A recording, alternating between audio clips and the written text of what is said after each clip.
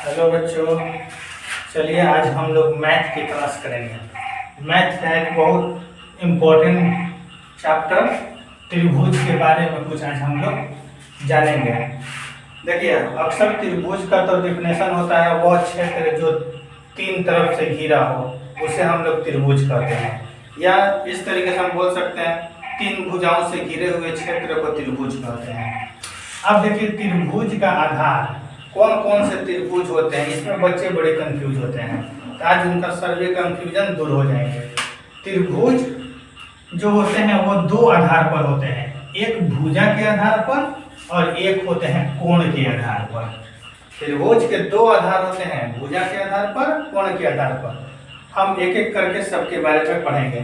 तो देखिए, पहला हम लोग पढ़ेंगे भुजा के आधार पर त्रिभुज के तीन भेद होते हैं। पहला समबाहु त्रिभुज। समबाहु त्रिभुज उस त्रिभुज को कहते हैं जिसकी तीनों भुजाएं आपस में बराबर हों, या हम कह सकते हैं AB equal BC equal AC। तीनों भुजाएं आपस में बराबर हैं। देख रहे हैं आप लोग फिगर में 4 सेंटीमीटर 4 सेंटीमीटर 4 सेंटीमीटर। इसको हम लोग समबाहु त्रिभुज कहेंगे। दूसरे पर आ जाए समद्विबाहु। इसके नाम से ही पता चल रहा है कि समद्विबाहु, जिसकी दो भुजाएं आपस में बराबर हो उसे हम समद्विबाहु त्रिभुज कहेंगे। देख रहे हैं फिगर में AB जो है वो हमारे AC के बराबर है, इसलिए हम लोग इसे समद्विबाहु त्रिभुज कहेंगे। विषमबाहु त्रिभुज वह त्रिभुज जिसकी कोई भुजा बराबर ना हो।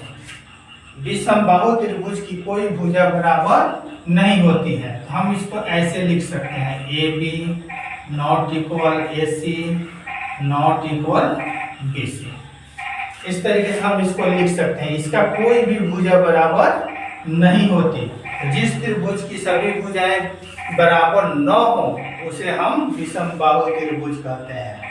अब आ जाइए त्रिभुज के कोण के आधार पर। कोण के आधार पर भी त्रिभुज के तीन कोण होते हैं, तीन भेद होते हैं। पहला न्यून कोण। न्यून कोण, न्यून कोण त्रिभुज बोलिए।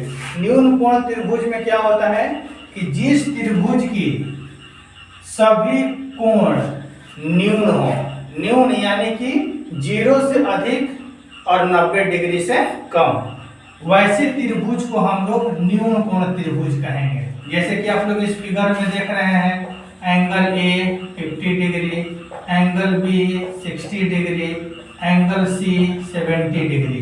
लेकिन हाँ, याद रखिएगा कि त्रिभुज के तीनों कोणों का योग 180 होना चाहिए। ठीक। अब आ जाइए दूसरे में समकोण त्रिभुज। वैसा त्रिभुज जिसकी एक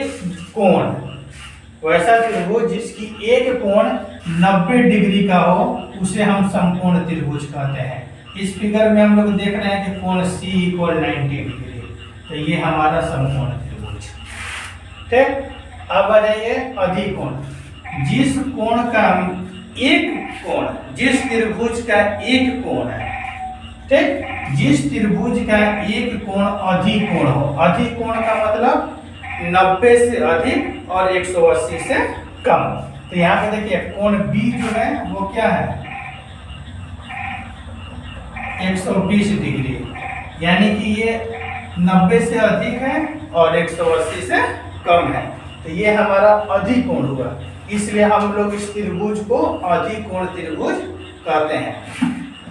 सभी बच्चों को हमको लग रहा है, उम्मीद करते हैं कि आज त्रिभुज का जो कंफ्यूजन होगा उसके पार्टीशन को लेकर आज हमारे ख्याल से दूर हो गया हो। और सभी बच्चों से रिक्वेस्ट है चैनल को सब्सक्राइब और शेयर करें। जितना अपने दोस्त हैं उन सभी को ये शेयर करें ताकि वो भी अपना कंफ्यूजन दूर कर लें। Thank you.